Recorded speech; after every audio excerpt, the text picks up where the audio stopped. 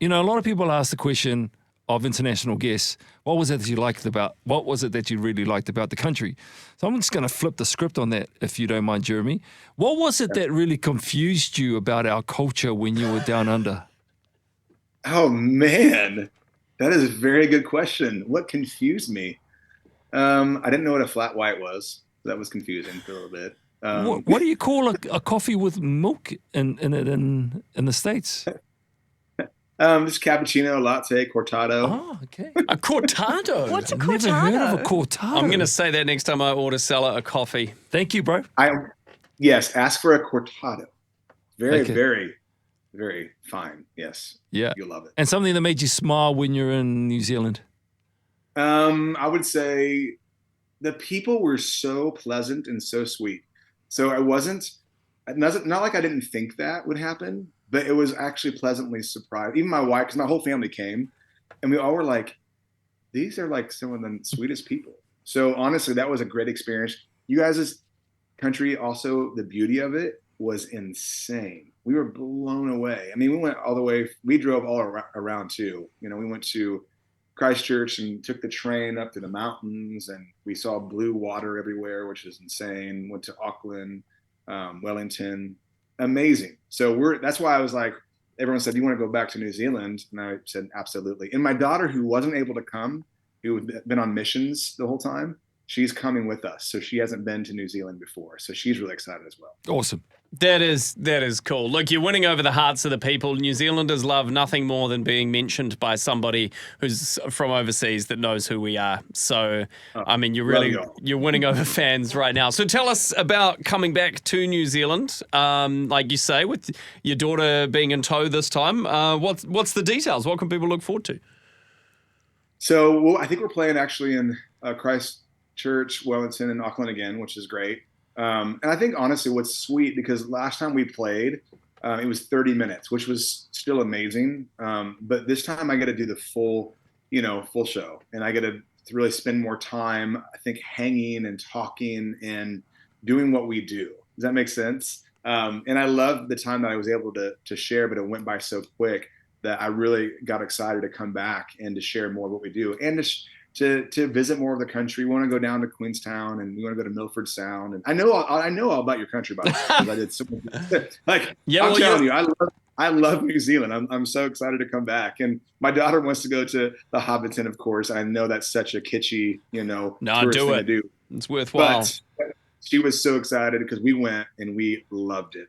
So we're excited to come back, do those 3 shows, and we're going to stay longer and spend some time as well. So good.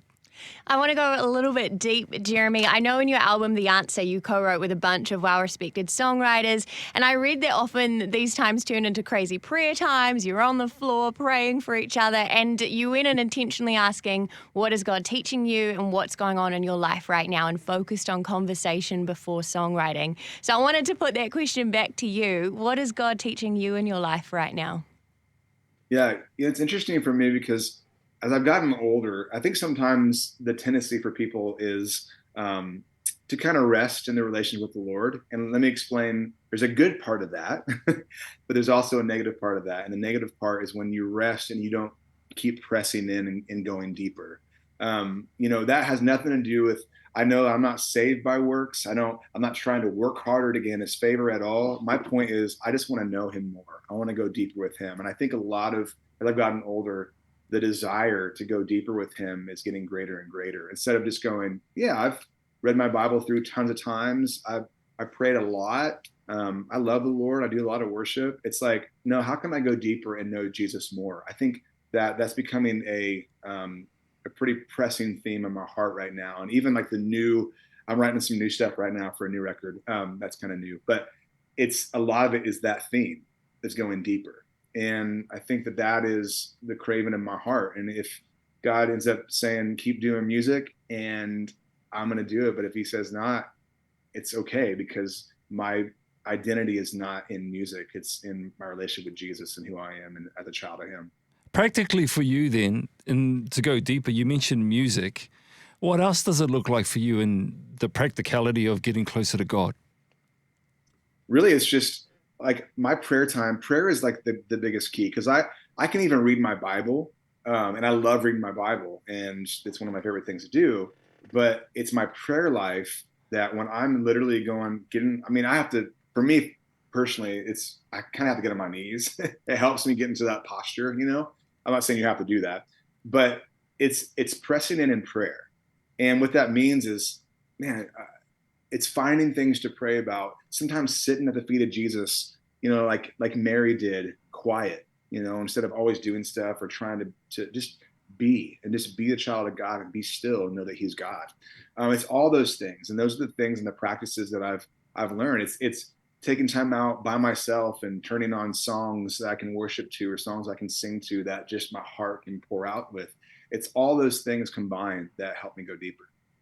Taking a little bit of a turn here and going back, because I don't think I ever got to talk to you before your movie came out a couple of years ago. I Still Believe. Was it weird having a story, your story, made into a movie about your own life? And how excited were you when you found out that Lieutenant Dan and Shania Twain were going to play your parents? Oh yeah, it definitely is a bizarre thing because a couple of things. One is there's so many amazing people out there, and you kind of go, well, all these amazing people have amazing stories. Why would they pick me? You know, I think there's kind of a humbling feeling about that too, of like, why would they pick my story and like pick me? So that was just weird. And to also watch someone play me who happens to be a Kiwi, by the way. Yes. Yes, he there you was. go. I think that was the most bizarre thing because you're like, yeah, he's kind of acting like me. That's weird. How does he know? Like, you know, he had to like study me and different things. But then seeing Lieutenant Dan and Shania Twain be my parents was kind of mind blowing because here's legendary people. I'm talking legendary for years. And they were so excited about playing the film. And after we did the premiere, they came up to me and both of them and said, it was an honor for us to be a part of your film. That was so cool. The things that blew me away the most, for sure. That's so cool. KJ Apa played you. He's not an unattractive man. Did you get a say in who should be? You know, honestly, no, because they were like, listen, we have some ideas. You have to trust us. And I was like, oh man, I hope they get somebody that has a good personality, that, you know, that is decent looking at least, you know, and a little bit fit because, you know, I like to work out. And they got KJ, which I'm like, okay, this is great. And he was such a sweet guy. Like, he really is.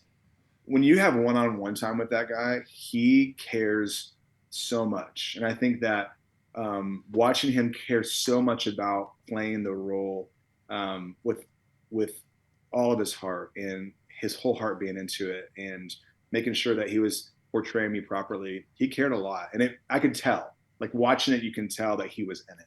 It's all a facade, Jeremy. He's not really that nice. He's actually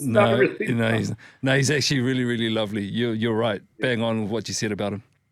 Hey, Jeremy, into a slightly more serious question, but I know that you and your wife, Aldi, founded a non-profit organization over in 2012, and you got this key verse, John 17:3, which is, and this is eternal life, that they may know you, the only true God, and Jesus whom you've sent. Can you tell us a bit about the organization and like what's been happening since 2012 with it?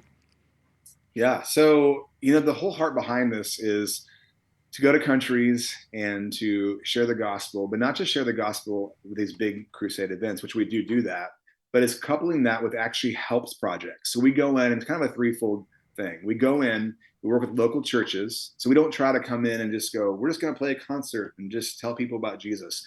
We go work with local churches and make sure that they're all ready and involved so that when we have this event, there's follow-up and there's discipleship. But then what we do is we come in and we'll actually have these kind of, I would say, conferences for the local churches, local leaders, basically pastors and leaders of the area, to encourage them and to get them just to serve them, you know, for a day. And we'll do worship and we'll be speaking and we'll just kind of hang out with them and do lunch and eat with them and just to be there for the leaders and get them ready for the event as well. And then thirdly, we have everywhere we go, we do these helps projects. So for instance, in Uganda, we built a medical facility that has, I think 50,000 people now have been helped through the facility, which is incredible. And then in India, we've built 28 homes, built wells and leper colonies. We're trying to build these homes in this village, and to finalize the whole village. And we're almost there of these families. And, the whole purpose behind that is to say, hey, we're not just coming in to play a crusade event that we go in and share the gospel, which we do that. But we want to leave a long lasting impression to say, we actually care about your country, and we want to encourage your leaders, and we want to be a part of helping out any way we can. And so we've been to Kyrgyzstan. We actually went to Ukraine before everything went down. So that's been hard to watch. I've been to India and been to Uganda. And we're heading back to India. I think we're going to go to Kenya next. So we can really feel your heart for God, and your messaging around the world is a beautiful thing to hear too, Jeremy. For everyone who's listening right now to this conversation, is there anything that you want to leave with your massive fan base here in Aotearoa, New Zealand? Yeah, honestly, I think for me, when I went over there, recently too, and one of the things that I love is that watching God move all around the world. And I think sometimes when we get stuck in our own countries, like in America or maybe in Australia, New Zealand too, we sometimes we're like, what's God doing, everywhere else?